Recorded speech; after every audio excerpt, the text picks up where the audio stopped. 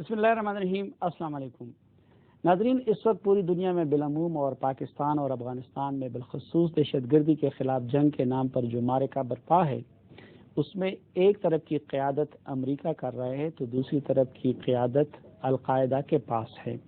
امریکہ کی پوزیشن اور حیثیت تو واضح ہے، لیکن القاعدہ کے بارے میں طرح طرح کے ابہام پائے جاتے ہیں۔ بعض لوگوں کے نزدیک القاعدہ ایک حقیقت ہے تو بعض کے نزدیک یہ ایک فسانہ ہے۔ آج کے جرگے میں ہم یہ جاننے کی کوشش کریں گے کہ القاعدہ کی حقیقت کیا ہے، اس کا پس منظر کیا ہے اور اس کی حیثیت کیا ہے۔ ناظرین، ہمارے ساتھ تشریف رکھتے ہیں رحیم اللہ یوسف زئی صاحب اور جناب حامد میر صاحب۔ ناظرین، جیسا کہ آپ جانتے ہیں کہ القاعدہ کے قائد اور بانی اسامہ بن لادن ہیں، اور القاعدہ کی کہانی ان کے تذکرے کے بغیر مکمل نہیں ہوتی۔ اس لیے پہلی فرصت میں ہم یہ جاننے کی کوشش کرتے ہیں کہ اسامہ بن لادن کون ہیں، کہاں سے آئے، ان کی شخصیت کیا ہے اور ان کے مقاصد کیا ہیں۔ ناظرین، اسامہ بن لادن 1955 میں سعودی عرب کے شہر جدہ میں پیدا ہوئے۔ ان کے والد محمد بن لادن کسی زمانے میں یمن سے سعودی عرب منتقل ہو کر کاروبار میں بے پناہ وسعت کی وجہ سے عرب پتی بن گئے تھے۔ مکہ معظمہ میں مسجد الحرام اور مدینہ منورہ میں مسجد نبوی کی توسیع کا کام بھی اسی بن لادن کمپنی نے کرایا، جبکہ سعودی عرب سے باہر بھی کئی ممالک میں تعمیرات کے متعدد منصوبے مکمل کر کے اس نے بین الاقوامی شہرت حاصل کر لی تھی۔ اسامہ بن لادن کے باپ نے کئی شادیاں کی تھی۔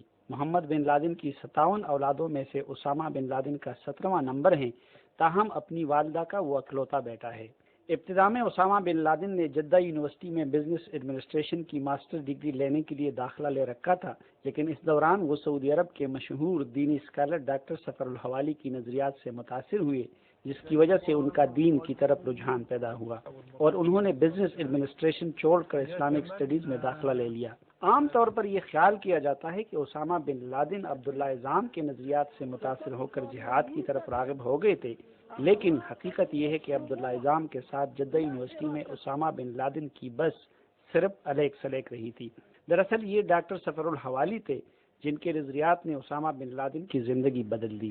ڈاکٹر سفر الحوالی سعودی عرب کے نامور مذہبی اسکالر اور درجنوں کتابوں کے مصنف ہیں، اور ان کی نظریات کی بنا پر سعودی حکومت نے انہیں کئی سال جیل میں رکھا۔ جب افغانستان میں سوویت فوجیں داخل ہوئیں اور اس کے جواب میں مجاہدین نے اپنی مزاحمت کو جہاد کا نام دیا، تو اسامہ بن لادن بھی اس میں حصہ لینے کے لیے پشاور چلے آئے۔ یہ وہ وقت تھا جب امریکی CIA افغان جہاد کی سپورٹ کے لیے دنیا بھر بالخصوص عرب ممالک سے لوگوں کو افغانستان لینے میں خصوصی دلچسپی لے رہی تھی۔ پشاور آ کر اسامہ بن لادن مجاہدین لیڈروں سے ملے اور 1980 میں افغان مجاہدین کی امداد کے لیے عبداللہ اعظام کے ساتھ مل کر مکتب الخدمات کے نام سے ایک ادارہ قائم کیا اور اپنے وسائل کے ساتھ ساتھ عرب ممالک سے عطیات لا کر مجاہدین کی امداد میں لگ گئے۔ کچھ عرصہ بعد آہستہ آہستہ وہ مکتب الخدمات سے الگ ہو کر اسے عبداللہ اعظام کے سپرد کر گئے۔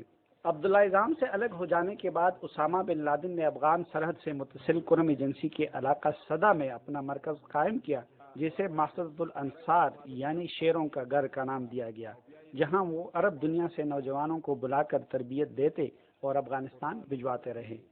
بے پناہ مالی وسائل اور افرادی قوت کے حامل ہونے کی وجہ سے اسامہ بن لادن نے بہت جلد مجاہد لیڈروں میں محبوبیت حاصل کی۔ انہوں نے پشاور میں کئی دفاتر قائم کر رکھے تھے اور اپنی تعمیراتی کمپنی کے بعض انجینئروں اور کو بھی یہاں منتقل کیا تھا، جو افغانستان میں مجاہدین کو سڑکوں اور کاروں کی تعمیر میں خصوصی مدد دیتے رہے۔ 1986 میں اسامہ بن لادن نے خوست کی پہاڑیوں میں مجاہدین کے لیے خوست ٹنل کمپلیکس تعمیر کی، جو کابل حکومت کی بمباری کے مقابلے میں مجاہدین کے لیے محفوظ ٹھکانے اور ڈپو کا کام دیتا رہا۔ 1989 میں مجاہدین حکومت کے قیام تک اسامہ بن لادن عرب ممالک سے ہزاروں نوجوانوں کو لا کر افغانستان میں جنگی تربیت فراہم کر چکے تھے۔ اس دوران مصر کی اخوان المسلمون، الجماعت الاسلامیہ اور عرب ملکوں میں خلاف قانون قرار پانے والی کئی تنظیموں کے عہدیدار بھی اسامہ بن لادن کے ساتھ اس عمل میں برابر کے شریک رہے۔ 1988 میں اسامہ بن لادن نے القاعدہ کے نام سے عرب اور غیر افغان مجاہدین کی ایک تنظیم قائم کر کے خوست کے قریب پہاڑی غاروں کو اپنا مرکز بنا لیا۔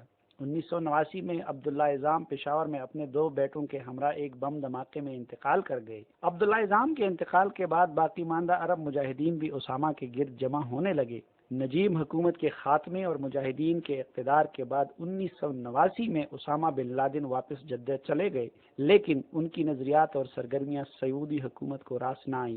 اس دوران انہیں ایک بار سعودی حکومت نے گرفتار بھی کیا، لیکن وزیر داخلہ جنرل خالد، جو اسامہ کے قریبی ساتھی تھے، نے انہیں رہائی دلائی۔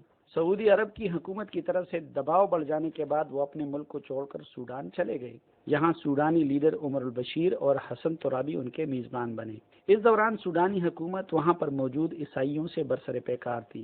اسامہ بن لادن نے مجاہدین کو سوڈان بلانا شروع کیا اور افطال السودان یعنی سوڈان کے پہلوان کے نام سے تنظیم قائم کر کے عیسائیوں کے خلاف جہاد میں حصہ لینا شروع کیا۔ اس دوران سعودی عرب کے شاہی خاندان کے بارے میں اسامہ بن لادن کا رویہ روز بروز سخت ہوتا جا رہا تھا۔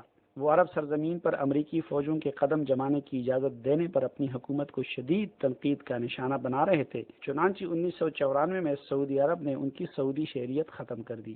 اس عرصے میں امریکہ کی طرف سے اسامہ بن لادن کو نکالنے کے لیے سوڈان کے خلاف دباؤ بڑھتا گیا اور بالآخر 1996 میں انہوں نے افغانستان جانے کا فیصلہ کیا۔ مئی 1996 میں افغان مجاہد لیڈروں نے ان کو لانے کے لیے فضل حق مجاہد، استاد سازنور اور انجینئر محمود نامی کمانڈروں کو سوڈان بھیجا، جہاں سے ایک خصوصی چارٹرڈ طیارے کے ذریعے اسامہ بن لادن اپنے اہل خانہ اور قریبی ساتھیوں کے ہمراہ جلال آباد منتقل ہوئے۔ جلال آباد پہنچ کر اسامہ بن لادن نے ایک بار پھر اپنے تربیت یافتہ لوگوں کو جمع کرنا شروع کیا اور ساتھ ہی ساتھ وہ اپنے تمام مالی وسائل بھی افغانستان منتقل کر گئے، لیکن اب کے بار ان کا ٹارگٹ سوویت یونین نہیں بلکہ امریکہ تھا۔ اسامہ بن لادن جلال آباد پر طالبان کے قبضے تک اس شہر کے پارمیڑا نامی علاقے میں اپنے ساتھیوں سمیت مقیم رہے۔ ابتدا میں طالبان اسامہ بن لادن اور ان کے ساتھیوں کے شدید مخالف تھے۔ وہ اسامہ بن لادن کو گلبدین حکمتیار، پروفیسر ربانی اور استاد سیاف کا آدمی تصور کر رہے تھے، جبکہ اسامہ بن لادن اور دیگر عرب غیر مقلد تھے۔ طالبان کا یہ خیال تھا کہ اسامہ اور ان کے ساتھی افغانستان میں وہابیت پھیلا رہے ہیں۔ یہ عنصر بھی اسامہ بن لادن سے ان کی نفرت کا باعث تھا، لیکن حیرت انگیز طور پر جب طالبان اسامہ بن لادن کے میزبانوں یعنی گلبدین حکمتیار اور مشرقی شورا کو شکست دے کر جلال آباد پر قابض ہو گئے تو اسامہ بن لادن کے ساتھ ان کی دوستی استوار ہوئی۔ حنفی مسلک کے طالبان اور وہابی مسلک کے اسامہ بن لادن کی دوستی کی یہ اچانک استواری بظاہر تو بڑی عجیب معلوم ہوتی ہے، لیکن حقائق جاننے والے لوگوں کے لیے یہ کسی اچنبے کی بات نہیں۔ کہا جاتا ہے کہ اس ڈیل میں بعض ممالک کی انٹیلیجنس نے بنیادی کردار ادا کیا تھا۔ طالبان سے دوستی استوار ہونے کے بعد اسامہ بن لادن نے دنیا بھر سے جہاد کے شوقین نوجوانوں اور امریکہ مخالف عناصر کو افغانستان میں اکٹھا کرنا شروع کیا۔ کابل کے قریب رشخور، خوست، قندوز، قندھار اور جلال آباد سمیت کئی علاقوں میں انہوں نے اپنے ٹریننگ کیمپ بنا لیے، جن میں عرب دنیا اور دیگر خطوں سے آنے والے نوجوانوں کو عسکری ٹریننگ دی جاتی تھی۔ ان ٹریننگ کیمپوں میں پڑھنے والوں کے لیے باقاعدہ ایک کورس تیار کیا گیا تھا۔ کئی سو صفحات پر مشتمل 13 کتابوں کا یہ کورس ہر نوجوان کو پڑھایا جاتا تھا، جبکہ اس کے ساتھ ساتھ ان کو نظریاتی اور عملی تربیت بھی دی جاتی تھی۔ وقت کے ساتھ ساتھ اسامہ بن لادن امریکہ کے دشمن نمبر 1 کے طور پر ابھرتے رہے۔ ابتدا میں نیو یارک کی ایک عدالت نے اسامہ بن لادن کو دہشت گردی کا ملزم قرار دے دیا۔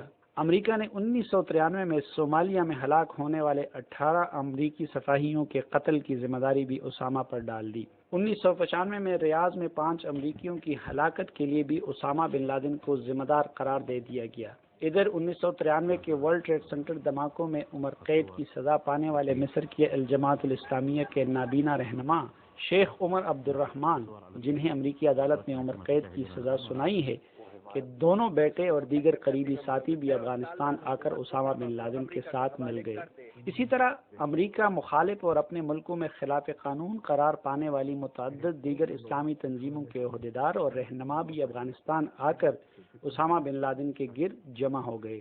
1997 میں اسامہ بن لادن کو قتل کرنے کے لیے جلال آباد میں بم دھماکے کروائے گئے، جن میں 50 کے قریب افراد ہلاک ہوئے، لیکن اسامہ بن لادن یا ان کے کسی قریبی ساتھی کو کوئی نقصان نہیں پہنچا۔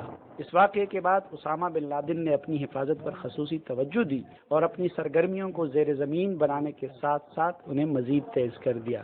امریکہ نے 1996 میں سعودی عرب کے علاقے دہران میں اپنی فوجیوں پر ہونے والے حملے کی ذمہ داری بھی اسامہ بن لادن پر ڈال دی۔ اسی سال اسامہ بن لادن نے امریکہ کے خلاف جہاد کا اعلان کیا، اور ساتھ ہی ساتھ یہ بھی واضح کیا کہ وہ امریکہ کے خلاف کارروائیوں کے اہل ہیں۔ نومبر 1996 میں انہوں نے ریاض اور سعودی عرب میں امریکیوں کے خلاف ہونے والے حملوں کی ستائش کی۔ اگلے سال ایک انٹرویو میں اسامہ بن لادن نے کہا کہ اگر کوئی مسلمان کسی امریکی فوجی کو قتل کر سکتا ہے تو اس کے لیے مناسب نہیں کہ وہ کسی اور کام میں اپنا وقت ضائع کرے۔ 1998 میں امریکی حکومت نے پاکستان کی ایک جہادی تنظیم سمیت دنیا بھر میں متعدد مجاہد تنظیموں کو القاعدہ سے تعلق رکھنے کے الزام میں دہشت گرد قرار دے دیا۔ اسی سال فروری کے مہینے میں افغانستان کے صوبے پکتیا میں اسی طرح کی متعدد تنظیموں کا ایک اجلاس منعقد کیا گیا، جنہوں نے القاعدہ کی سرکردگی میں ایک اتحاد بنا کر امریکہ کے خلاف جہاد جاری رکھنے کا اعلان کیا۔ اس اتحاد میں جن تنظیموں کو مدغم کیا گیا ان میں مصر کی الجماعت الاسلامیہ، مصر ہی کی اسلامی جہاد، پاکستان کی ایک جہادی تنظیم، فلپائن کی مورو اور ابو سیاب گروپ، شام کی حزب نصر اور یمن کے زندانی گروپ سمیت متعدد دیگر تنظیمیں شامل تھیں۔ اگست 1998 میں کینیا اور تنزانیہ میں امریکی سفارتخانوں میں زبردست بم دھماکے ہوئے، جن میں درجنوں افراد ہلاک ہو گئے۔ امریکہ نے ان دھماکوں کے لیے اسامہ بن لادن کو ذمہ دار قرار دے کر طالبان کی حکومت سے ان کی سپردگی کا مطالبہ کیا، لیکن طالبان حکومت نے اس مطالبے کو سختی کے ساتھ رد کر دیا۔ چنانچہ اس کے چند روز بعد امریکہ نے خوست اور جلال آباد میں اسامہ بن لادن کے کیمپوں پر کروز میزائل فائر کیے، جن میں کچھ عرب، ایک تاجک اور ایک پاکستانی جہادی تنظیم کے درجنوں کارکن ہلاک ہوئے، لیکن اسامہ بن لادن اور ان کے قریبی ساتھیوں میں سے کسی کو بھی کوئی نقصان نہیں پہنچا۔ ان حملوں کے بعد اسامہ بن لادن نے اپنی سرگرمیاں مزید تیز کر دی۔ افغانستان میں عرب مجاہدین کی آمد اور تربیت کا سلسلہ زور پکڑ گیا۔ طالبان حکومت میں اسامہ بن لادن کا اثر و رسوخ بڑھنے لگا۔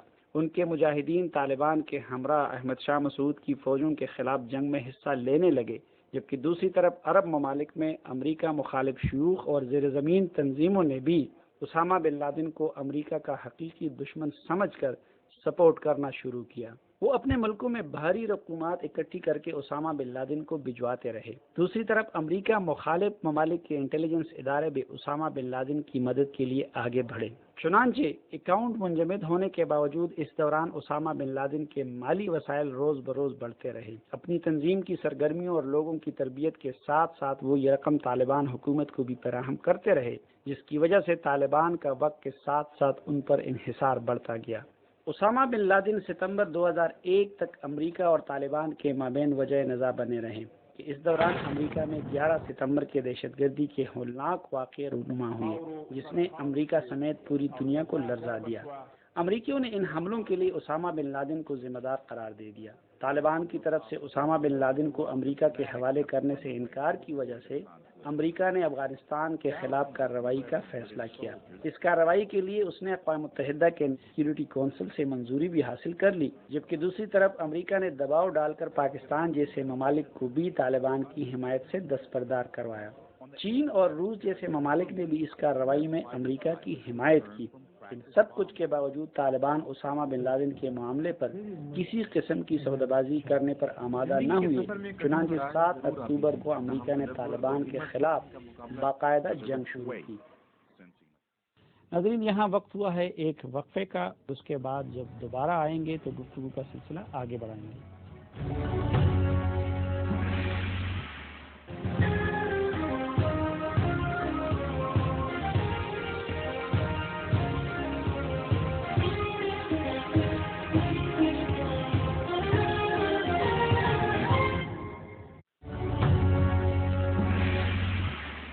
ناظرین، یوں تو پوری دنیا میں اور پاکستان میں بہت سارے لوگ القاعدہ پہ اتھارٹی ہونے کے دعوے دار ہیں، لیکن حقیقت یہ ہے کہ بہت کم صحافی ایسے ہیں جن کی نہ صرف اس معاملے کے ہر پہلو پہ نظر ہے، بلکہ وہ براہ راست اسامہ بن لادن اور طالبان کے سربراہ ملا محمد عمر یا القاعدہ یا پھر طالبان کے جو دیگر رہنما ہیں ان کے ساتھ انٹریکشن کر چکے ہیں۔ پاکستانی صحافیوں کی اس محدود اقلیت کے صف اول میں جو 2 صحافی شامل ہیں، ان میں ایک ہیں رحیم اللہ یوسف زئی صاحب اور دوسرے ہیں حامد میر صاحب۔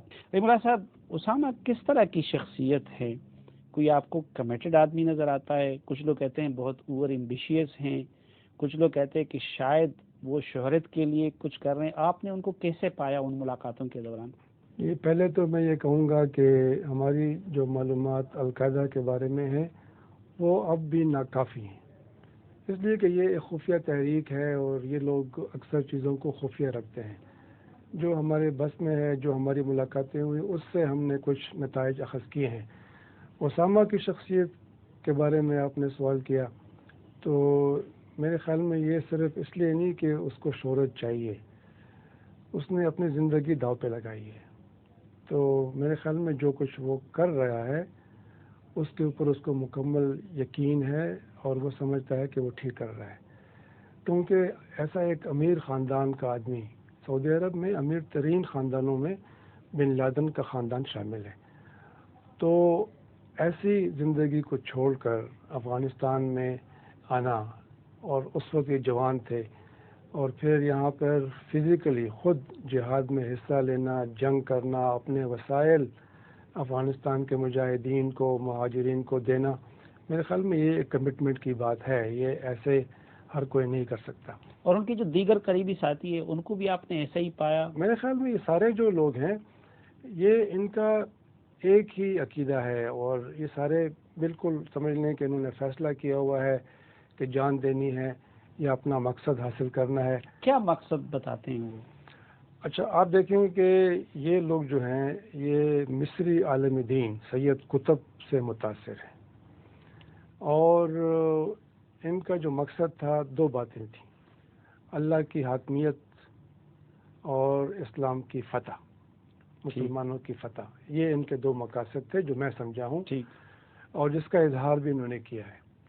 پھر انہوں نے مطالبہ یہ کیا تھا، جب آپ دیکھیں 1996 میں پہلی بار اسامہ بن لادن اور ان کے ساتھیوں نے ایک فتویٰ دیا اور حاصل کیا کچھ علماء کو ساتھ ملا کر، اس میں یہ تھا کہ انہوں نے کہا کہ ہم نے اسلامی جو ملک ہیں جہاں جہاں پر غیر ملکوں نے، غیر مسلم طاقتوں نے قبضہ کیا ہے، ان کا قبضہ ختم کرنا ہے۔ ان کی مراد جو تھی وہ خاص طور پہ امریکہ سے تھی۔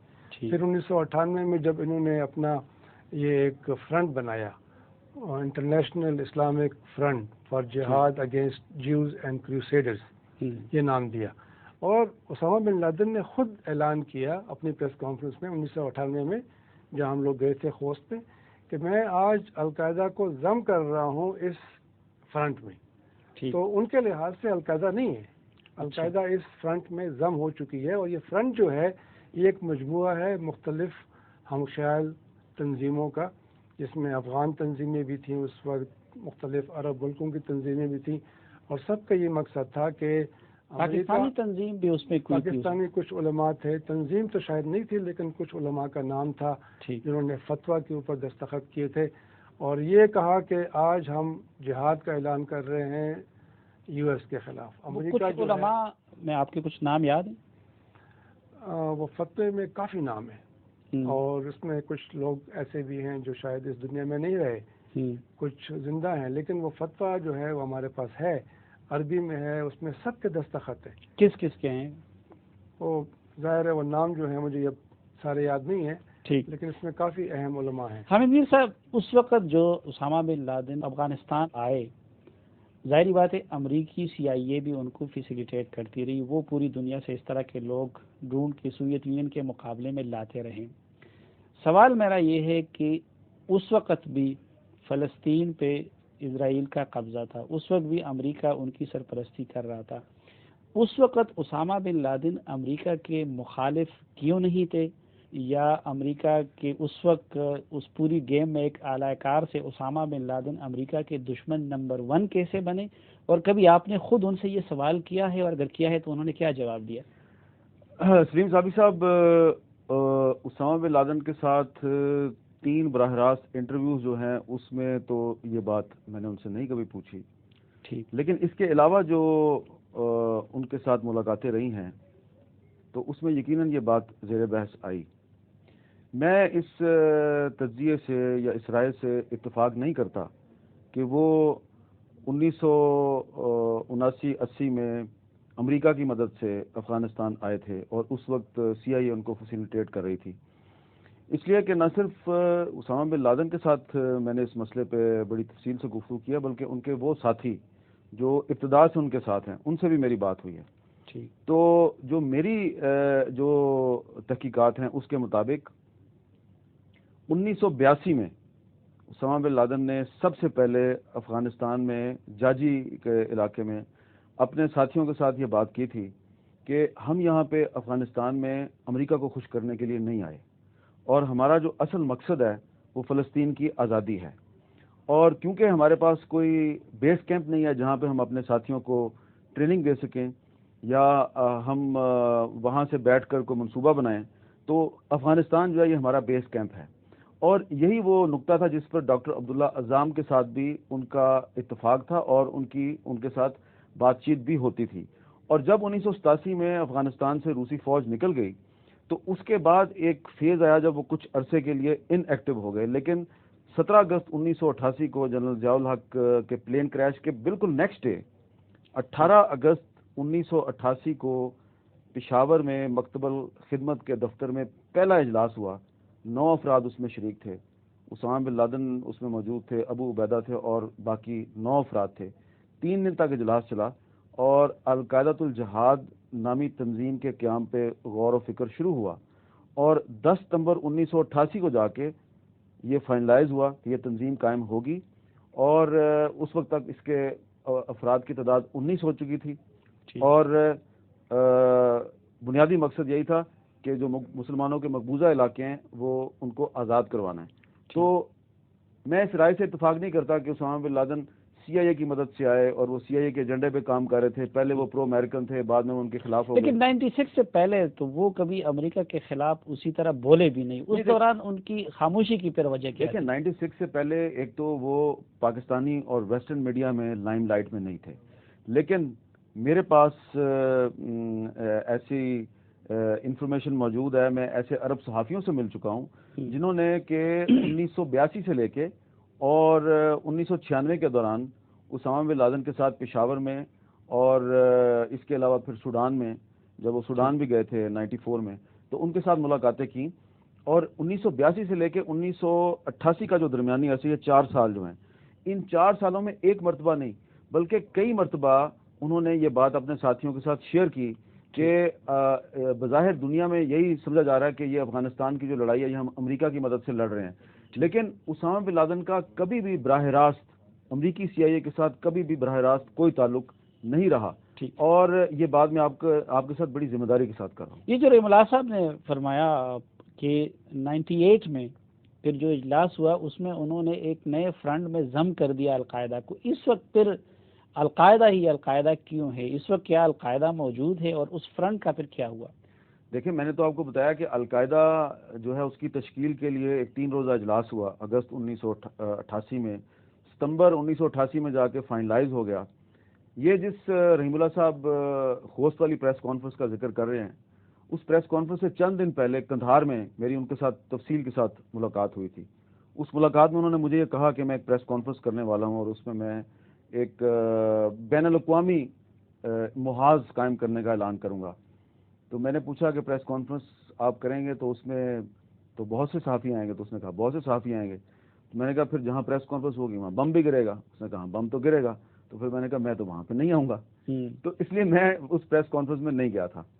لیکن وہاں پہ بم جو ہے وہ بعد میں گرا، اس وقت نہیں گرا جب پریس کانفرنس ہو رہی تھی، بعد میں گرا. لیکن یہ جو انہوں نے اس وقت انٹرنیشنل اسلامک فرنٹ کی تشکیل کا اعلان کیا، تو یہ اعلان انہوں نے میرا خیال ہے تھوڑا سا جلد بازی میں کیا. اچھا. اور اس کی پراپر جو ہے نا وہ تشہیر بھی نہیں کر سکے، گراؤنڈ ورک بھی نہیں کیا انہوں نے پراپرلی. اور پھر جب 9/11 ہو گیا تو اس کے بعد آپ دیکھیں انٹرنیشنل اسلامک فرنٹ کو تو کوئی نہیں جانتا، سب لوگ القاعدہ کا نام ہی جانتے ہیں. اور 9/11 کے بعد نومبر 2001 میں جب دوبارہ میری ان کے ساتھ ملاقات ہوئی، میں نے ان کے ساتھ دوبارہ انٹرویو کیا تو اس میں تو وہ القاعدہ کا نام لے رہے تھے. یہ آپ کو کچھ یاد ہے رحیم اللہ صاحب تو بول رہے ہیں کہ اس وقت کون سی تنظیمیں اس انٹرنیشنل اسلامک فرنٹ میں انہوں نے الحاق کیا تھا یا شامل ہو گئی تھی، اور پاکستان کی کون سی تنظیم؟ دیکھیں آپ یہ بات ہے 1998 کی. تو اس وقت بہت سے پاکستانی علماء جو ہیں وہ اور تنظیمیں جو ہیں وہ ان کے ساتھ تھیں. لیکن آپ ان تنظیموں کی طرف زیادہ دھیان دے رہے ہیں. آپ یہ بھی دھیان دیں کہ 1998 میں پاکستان کی حکومت کے طالبان کے ساتھ سفارتی تعلقات تھے اور وہاں پہ ہمارا سفارت خانہ تھا, یہاں پہ ان کا سفارت خانہ تھا. تو اگر کسی پاکستانی عالم دین نے اس وقت یا کسی تنظیم نے دستخط کیے بھی ہیں تو آپ یہ نہیں کہہ سکتے کہ صرف وہ اکیلا ذمہ دار ہے. اچھا, ہماری اسٹیبلشمنٹ نے طالبان کے لیے سپورٹ تو ماضی میں ان کا بالکل وہ ایویڈنٹ ہے. کیا القاعدہ کو بھی اس پورے پروسیس میں کسی سٹیج پہ ہماری اسٹیبلشمنٹ کی طرف سے سپورٹ کیا گیا؟ کبھی بھی نہیں. بلکہ ایک دفعہ میں نے اسامہ بن لادن سے پوچھا کہ آپ کا جو سیکرٹ آف سروائیول کیا ہے, آپ کے پیچھے وہ انہوں نے سوڈان میں آپ پر قاتلانہ حملہ کروایا, وہ افغانستان میں آپ پہ قاتلانہ حملہ کرواتے ہیں لیکن آپ بچ جاتے ہیں, تو آپ کا سیکرٹ کیا ہے سروائیول کا؟ اس نے یہ ہمیشہ یہ کہا کہ میں کبھی بھی آئی ایس آئی کے قریب جو لوگ ہیں ان پر اعتماد نہیں کرتا اور آئی ایس آئی سے ہمیشہ بچتا ہوں. اور اس نے کہا کہ وہ تمام لوگ, انہوں نے نام لیے, گلبدین حکمت یار, احمد شاہ مسعود, مولوی یونس خالص, سب انہوں نے لوگوں کے نام لیے اور ملا عمر کا بھی نام لیا. انہوں نے کہا کہ یہ وہ تمام لوگ ہیں جن کے آئی ایس آئی کے ساتھ بہت قریبی تعلقات رہے ہیں. ہو سکتا ہے ان کو کبھی فائدہ ہوا ہو, لیکن میرے خیال سے ان کو پہلے بھی نقصان ہوا, آئندہ بھی نقصان ہوگا, کیونکہ پاکستان کے امریکہ کے ساتھ بڑے تعلقات ہیں. تو یہ ایک متھ ہے کہ جی القاعدہ کو آئی ایس آئی کی خفیہ حمایت حاصل رہی ہے. انہوں نے ہمیشہ ان لوگوں کو شک کی نگاہ سے دیکھا اور ان سے فاصلہ رکھا جن کا کہ آئی ایس آئی سے قریبی تعلق تھا. اور اس کی سب سے بڑی مثال جو ہے وہ دسمبر 1999 کی ہائی جیکنگ ہے کہ جب بھارتی طیارہ اغوا ہوا اور اسے جب وہاں پہ لے کے گیا, قندھار لے کے گئے, تو جن لوگوں کو رہا کروایا گیا وہ ملاقات چاہتے تھے شیخ اسامہ سے, انہوں نے ملاقات نہیں کی. انہوں نے ملا عمر سے تو ملاقات کر لی, شیخ اسامہ نے ان کے ساتھ ملاقات نہیں کی. لیکن بروس رائڈل نے ابھی جو کتاب لکھی ہے ان سرچ آف القاعدہ, اس میں اس نے یہ دعویٰ کیا تھا کہ وہ مشترکہ منصوبہ تھا آئی ایس آئی کا اور طالبان کا اور القاعدہ کا. نہیں, یہ ایسی بات نہیں ہے. اور میں بہت سے ایسے پاکستانی علماء کو جانتا ہوں کہ جن کا براہ راست تعلق طالبان سے تھا لیکن القاعدہ سے نہیں. میں اپنی مثال دیتا ہوں آپ کو کہ میں کم از کم 2 مرتبہ جب میں اسامہ بن لادن سے ملاقات کے لیے افغانستان گیا تو مجھے طالبان نے گرفتار کیا. دونوں مرتبہ اس لیے گرفتار کیا کہ انہوں نے کہا کہ حامد میر صاحب آپ افغانستان آئے ہیں, ہمیں پتہ ہے آپ اس سے ملیں گے, پھر آپ اس کا انٹرویو اپنے اخبار میں چھاپیں گے, انٹرویو اخبار میں چھپے گا, دنیا میں شور و غوغا ہوگا اور ہم پہ دباؤ آئے گا. تو مجھے گرفتار کر لیتے تھے. ایک دفعہ انہوں نے مجھے قندھار میں گرفتار کیا, ایک دفعہ مجھے انہوں نے کابل کے مضافات میں گرفتار کیا. تو اس سے یہ بھی آپ کو پتہ چلتا ہے کہ بہت سے معاملات پر تو پھر آپ نے کیسے کیا وہ انٹرویو؟ کیا طالبان کی مرضی کے بغیر وہ ممکن تھا اس وقت افغانستان میں؟ اس وقت القاعدہ جو ہے وہ طالبان سے زیادہ مضبوط تھی. ٹھیک. اور یہ بھی میں آپ کے ساتھ شیئر کرتا ہوں کہ جو القاعدہ نے 9/11 کے اٹیکس کیے, ان اٹیکس میں کی منصوبہ بندی میں ابتدائی طور پہ انہوں نے طالبان کو اعتماد میں لینے کی کوشش کی, تو طالبان نے اس کی مخالفت کی کہ یہ آپ 9/11 کے اٹیکس نہ کریں. تو طالبان اور القاعدہ کے تعلقات تو تھے لیکن بہت سے معاملات پر ان کا اتفاق رائے نہیں تھا اور اختلافات بھی تھے. اور رحیم اللہ صاحب مزید ڈیٹیل آپ کو بتا دیں. جی, رحیم اللہ صاحب سے مزید جاننے کی کوشش کریں گے لیکن ایک مختصر سے وقفے کے بعد.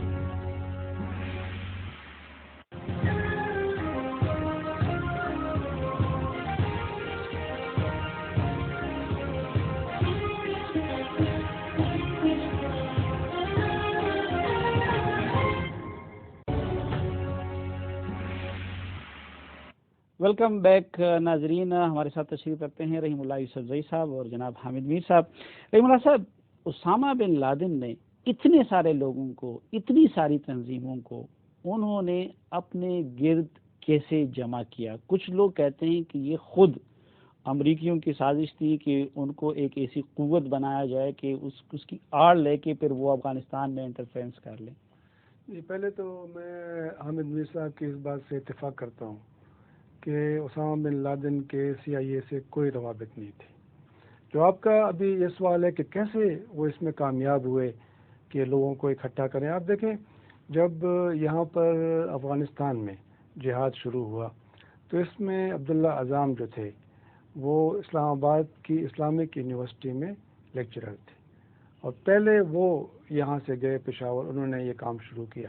اس کے بعد سید امام شریف ان کو بلایا, اسامہ بن لادن پھر آئے, ابو عبیدہ نباشری آئے, اس طرح کے لوگ آئے. اور یہ مختلف ملکوں سے، لیکن خاص طور پہ مصر اور سعودی عرب. اب دیکھیں اب بھی اکثریت میرے خیال میں القاعدہ میں ان دو ملکوں کے لوگوں کی ہے، اور ان کی تنظیمیں جو ہیں وہ اس میں شامل ہو چکی ہیں. ڈاکٹر ایمن الزواہری کی الجہاد تنظیم اور شیخ عمر عبد الرحمان کی جماعت اسلامی یا جماعت اسلامی، یہ بھی اس میں شامل ہیں. اور پھر مراکش اور تیونس اور لیبیا، ان سب کی تنظیمیں جو ہیں یہ اس فرنٹ میں شامل ہوئیں. تو میرا مقصد یہ ہے کہ انہوں نے یہ سوچا کہ یہ اچھا موقع ہے، سب عرب ملکوں سے لوگ آ رہے ہیں، اور مغرب میں رہنے والے کافی عرب، امریکہ سے عرب، وہاں پہ ان کی ریکروٹمنٹ ہوئی. فاروق ماسک ایک ہے، فاروق مسجد امریکہ میں، وہاں سے لوگ آئے، اور یہ بروکلین میں ہے. بروکلین میں جی اس پہ ہم مالک سے بات کریں گے کہ اس وقت القاعدہ میں کس قسم کے اور کس ملک کے لوگ شامل ہیں. لیکن جو نقطہ میں سمجھنا چاہ رہا تھا رحیم اللہ صاحب آپ سے، وہ یہ کہ آپ دیکھیں ایمن الظواہری، اس سے پہلے بھی ان کی ایک پولیٹیکل ہسٹری تھی. انور سادات کے قتل پہ وہ وانٹڈ تھے، وہ جیل بھی جا چکے تھے. اسی طرح اگر آپ دیکھیں تو عبداللہ اعظام، وہ ایک اچھے مقرر بھی تھے، انہوں نے کتابیں بھی لکھی تھی. اسامہ بن لادن، جو ایک مرتبہ میں ان سے ملا ہوں یا جو میں نے ان کو دیکھا ہے، ایک شرمیلے قسم کے انسان مجھے دکھائی دیے، اور شاید کوئی اس طرح کے اس وقت بہترین مقرر بھی نہیں تھے، لکھنے پڑھنے کی بھی وہ زیادہ نہیں تھے. میں کہتا ہوں کہ یہ سب لوگ پس منظر میں چلے گئے. لیڈنگ پوزیشن میں اسامہ کیسے آئے، اور پھر وہ یہ اتنا بڑا سٹرکچر اور اتنی ایک سوفسٹیکیٹڈ تنظیم جو ہے اس کو بنانے میں وہ کیسے کامیاب ہوئی؟ اصل میں اس کا بڑا ایک سمبولزم ہے. ایک دیکھیں، ایک بھائی یہ شخص جو ہے اس نے اتنی ایک اچھی زندگی اس کو چھوڑ کر یہاں پہ آیا، یہاں پہ اپنی زندگی کو داؤ پہ لگایا، اپنے وسائل مہیا کیے، اور اس کی شہریت ختم کر دی گئی سعودی عرب کی. اس کا اپنے خاندان سے اس وقت رابطہ ٹوٹ گیا، تو اس نے ایک بڑی قربانی دی. اس لیے میرے خیال میں وہ، بعض لوگ کہتے ہیں کہ سیمبل اسامہ بن لادن ہیں، لیکن برین اصل میں ایمن الظواہری کا ہے. آپ دیکھیں کہ آپ نے کہا کہ ڈاکٹر ایمن الظواہری جو ہیں وہ القاعدہ کا دماغ ہے یا اس کا آئیڈیولوگ ہیں. یہ سب سوچ ان کی ہے، سب پلاننگ ان کی ہے. یہ تو بعد میں نائب امیر بنے. پہلے تو محمد عاطف تھے جو کہ مصر کے ایک پولیس آفیسر تھے. تو پہلے تو وہ تھے. خود اسامہ نے ہمیں بتایا کہ یہ میرے دائیں ہاتھ پہ بیٹھے ہوئے ہیں اور میرا دائیں ہاتھ ہے، اور یہ میرے بائیں ہاتھ بیٹھے ہوئے ہیں ڈاکٹر ایمن الظواہری، اور یہ میرے ساتھی ہیں. صرف یہ کہا. تو محمد عاطف کی جب موت ہوئی افغانستان میں امریکی بمباری میں، اس کے بعد ایمن الظواہری جو ہیں وہ نائب بنے. ان کی حیثیت اس لیے اہم ہے کہ وہ بڑے پڑھے لکھے ہیں، میڈیکل ڈاکٹر ہیں، سیاست میں فعال رہے ہیں مصر میں. انہوں نے پھر تنظیم بنائی الجہاد، اور اس تنظیم کے ذریعے کافی انہوں نے کارروائیاں کی مصر میں. پھر وہ یہاں پر آئے، افغان مہاجرین کے کیمپوں میں انہوں نے خدمت کی بطور ڈاکٹر، پھر واپس گئے، پھر آئے.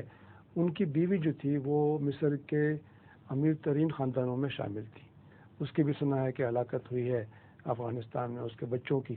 تو پھر یہ ہے کہ اتنا پڑھا لکھا، انگریزی بولنے والا، سمجھنے والا، باقی زبانوں پہ عبور. اور پھر اس نے مجھے خود بتایا ڈاکٹر ظواہری نے کہ میرے جو تھے دادا، میرے دادا جو تھے عبد الوہاب، وہ پاکستان میں مصر کے سفیر رہے ہیں. اچھا. تو اتنا ایک اہم اس کا خاندان تھا، اور اس کی سوچ، پڑھا لکھا بھی، اس کو علم بھی ہے. دیکھیں جو میں نے دیکھا، اسامہ بن لادن کی بھی معلومات شاید ٹھیک تھیں، لیکن ڈاکٹر ظواہری کو پوری دنیا کے واقعات کا علم تھا. اس کے اوپر وہ تبصرہ بھی کرتے تھے. میرے خیال میں اس لیے جو ایک بطور ایک پلانر، بطور ایک شخص جو جیل میں بھی رہا ہے، قربانی بھی دی ہے، سیاست بھی سمجھتا ہے، ڈاکٹر بھی ہے، تو وہ اس لیے اس کا دماغ بن گیا. امیر صاحب، اسامہ بن لادن کو سوڈان سے لانے والے وہ انجینئر محمود اور فضل حق مجاہد، استاد فاضل نور، یہ لوگ تھے جو کہ حکمت یار کی جماعت سے تعلق رکھتے تھے یا خالد صاحب کی جماعت سے تعلق رکھتے تھے. طالبان کی تحریک شروع ہوئی تھی ان لوگوں کے خلاف، یعنی حکمت یار کے لوگوں کے خلاف اور جو دیگر مجاہد لیڈر تھے. اور جلال آباد کے فال تک یہ تھا کہ یہ جو القاعدہ کے لوگ تھے یا اسامہ بن لادن کے ساتھی تھے، یہ وہ مجاہدین کی سائڈ پہ تھے. فقہی اور نظریاتی اختلاف بھی یہ تھا کہ زیادہ تر القاعدہ والے وہابی یا سلفی مسلک سے تعلق رکھتے تھے، اور طالبان کٹر حنفی تھے. یہ بتائیے کہ یہ جلال آباد کے فال کے بعد، یعنی پہلے طالبان جن سے لڑ رہے تھے اسامہ اور ان کے ساتھی ان کے ساتھ تھے، اور جلال آباد فال کے بعد جو ہے انجینئر محمود بھی اس میں مارے گئے، اور استاد سعد نور وغیرہ بھی، اور فضل حق مجاہد کو بعد میں قتل کیا گیا پشاور میں. یہ شفٹ کیسے ہوا؟ طالبان اور القاعدہ کی دوستی کیسے استوار ہوئی ان سب کچھ اختلافات کے باوجود؟ سوڈان میں جب یہ گئے تو سوڈان میں انہوں نے پھر اپنے جو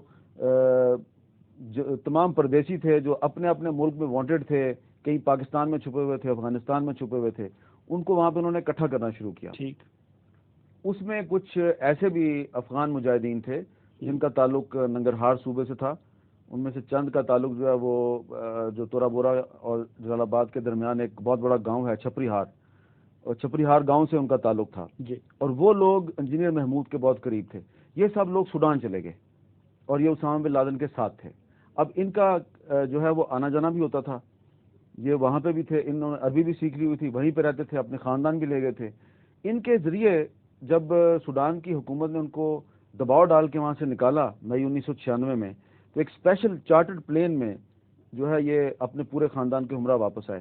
تو وہ جو کچھ لوگ تھے جلال آباد کے رہنے والے تھے، انجینئر محمود کے ساتھ ان کا قریبی تعلقات تھا، مولوی یونس خالص کے شاگرد تھے، وہ برج بنے ان کے درمیان اور اسامہ بن لادن وہاں پر آئے. اب وہ جو لوگ تھے ان کے طالبان کے ساتھ بھی تعلقات تھے. تو یہ یونس خالص صاحب کے ذریعے طالبان اور القاعدہ کی آپس میں ایک مفاہمت ہوئی، آپ اس کو اتحاد کہہ لیں، مفاہمت کہہ لیں. اضافہ کرنا چاہوں گا. آپ دیکھیں 12 ستمبر 1996 طالبان نے جلال آباد فتح کیا، اور میں اس وقت جلال آباد میں تھا، اور حاجی قدیر کا گھر جو تھا بنگلہ شاندار، وہاں پر سب طالبان رہنما اکٹھے تھے. تو جو میری ان سے ملاقات ہوئی تو وہاں پہ مجھے بتایا گیا کہ طالبان نے ایک وفد کو تشکیل دیا ہے، مولانا محمد صادق اس کے سربراہ ہیں، طالبان کے رہنما ہیں، اور یہ جا رہے ہیں اسامہ بن لادن سے ملنے کے لیے. اور وہاں پہ کافی جو ان کے لوگ تھے، اہم لوگ وہ اکٹھے تھے، اور وہ کہہ رہے تھے کہ یہ اسامہ جو ہے یہ تو ہمارا مخالف ہے، یہ تو افغان مجاہدین جو ہیں جو ہمارے دشمن ہیں، جن کو ہم نے شکست دی ہے، جن سے ہم جنگ کر رہے ہیں کابل کے لیے، تو یہ تو ان کی پناہ میں تھے، انہوں نے ان کو یہاں بسایا تھا. تو انہوں نے یہ وفد تشکیل دیا اور جا کے ملاقاتیں ہوئی، اور کئی دور ہوئے ان کی بات چیت کے، کیونکہ ان کو یہ شک تھا کہ یہ اسامہ بن لادن جو ہیں یہ ہمارے مخالف ہیں، پتہ نہیں کس کے ایجنٹ ہیں کیا ہیں. اسامہ کو بھی یہی شک تھا. اسامہ کا طالبان کے بارے میں رائے اس وقت اچھی نہیں تھی. ان کا خیال تھا کہ طالبان پتہ نہیں امریکہ نے ان کو بنایا ہے، بھیجا ہے، پاکستان ISI نے ان کو بنایا ہے، یہ ان کی سوچ تھی. تو کافی بدگمانی تھی. لیکن جب ان کی بات چیت ہوئی تو پھر بالآخر ان کی تشفیع ہوئی، اور وہ جو ان کے آپس میں بدگمانیاں تھیں وہ دور ہوئیں، اور اسامہ نے کہا کہ مجھے آپ پناہ دیں، میں طالبان کی حمایت کروں گا، میں آپ کی پناہ میں رہوں گا. یہ بات چیت کس نے کرائی؟ جو حامد میر صاحب بتا رہے ہیں کہ انجینئر محمود کے لوگوں کے ذریعے ہوئی، یا کہ کچھ اور واسطہ تھا؟ یونس خالص صاحب کے لوگوں کے ذریعے. دیکھیں یونس خالص صاحب کے اکثر جو لوگ تھے وہ طالبان تحریک میں شامل ہو گئے تھے یا ان کا ساتھ دے رہے تھے، تو کافی ان میں آپس میں یہ بات کی جا رہی ہے کچھ لوگ کہ شاید یہ بات چیت یا یہ دوستی پاکستان نے استوار کرائی، کچھ لوگ سعودی انٹیلیجنس کا نام لے رہے ہیں. میرے خیال میں اس میں مجھے پاکستان کا یا سعودی عرب کا کوئی کردار نظر نہیں آتا، اس لیے کہ انہوں نے خود ایک وفد بنایا، میرے سامنے بنا، وہ لوگ گئے. صادق صاحب جو ہیں بعد میں ان کا انتقال بھی ہو گیا، تو ان سے بھی میری بات ہوئی، اور انہوں نے کہا کہ ہم بات چیت کر رہے ہیں، اور وہ سمجھ رہے تھے کہ اسامہ بھاگ گئے ہیں. ان کا خیال تھا کہ اسامہ کابل چلے گئے ہیں جس طرح باقی لوگ بھاگ گئے تھے، لیکن وہ وہاں موجود تھے، وہ کہیں نہیں گئے. اس سے بھی انہوں نے کہا کہ چونکہ یہ نہیں بھاگے اس لیے یہ شاید ہمارے ساتھ رہیں گے، یہ احمد شاہ مسعود کا، حاجی قدیر کا اور ربانی صاحب کا ساتھ نہیں دیں گے، بلکہ یہ ہمارا ساتھ دیں گے. ناظرین، اس کے ساتھ ہی ہمارے آج کے جرگے کا وقت ختم ہوا چاہتا ہے. اگلے جرگے میں ہم یہ جاننے کی کوشش کریں گے کہ 9/11 کے بعد القاعدہ کی پوزیشن کیا رہی ہے. کیا القاعدہ پہلے سے کمزور ہو چکی ہے یا کہ اس کی قوت میں مزید اضافہ ہوا ہے؟ اس کے ساتھ ساتھ ہم یہ بھی جاننے کی کوشش کریں گے کہ کیا 9/11 کا واقعہ وہ القاعدہ کی کارسبانی ہے یا کہ پھر اس کے ذمہ دار کچھ اور لوگ ہیں. آج کے لیے اتنا ہی کافی ہے. اجازت دیجیے. اللہ حافظ. حافظ.